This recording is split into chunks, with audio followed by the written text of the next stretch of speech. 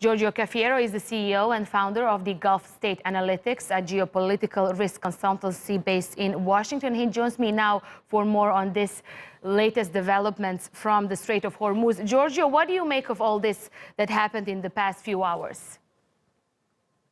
Well, this certainly marks a major escalation in tension between the Islamic Republic and Western countries, namely the United States and the United Kingdom. What we've seen from Iran is that in response to maximum pressure, we get maximum resistance.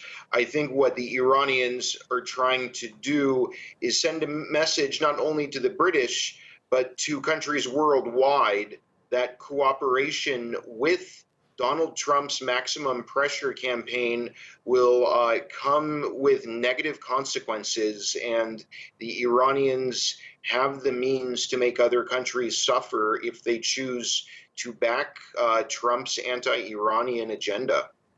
Now, Giorgio, after we had that Iranian supertanker seized in Gibraltar, why were the UK tankers sailing without escort in the area anyway? Well, you know, there is an understanding in London right now that the situation is becoming increasingly tense in the Gulf, especially near the Strait of Hormuz.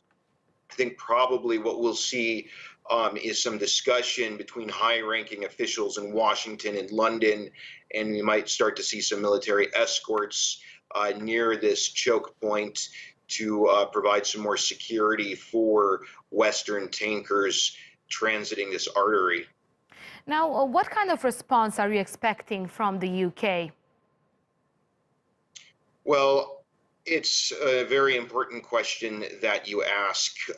We simply don't know how this is going to impact the relationship between not only the UK and Iran, but also the United States and Iran. We obviously need to see how London and Washington choose to respond.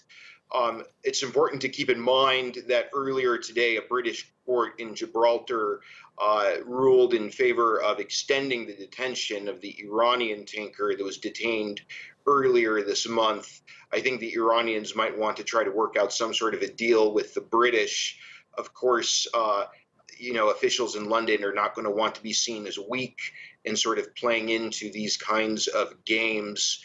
Again, though, it's very risky when we talk about how the British might respond.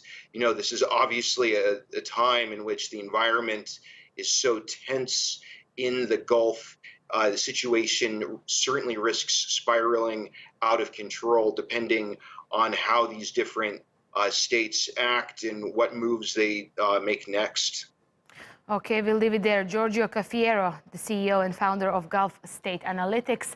Thanks so much for that insight for us here at TRT World.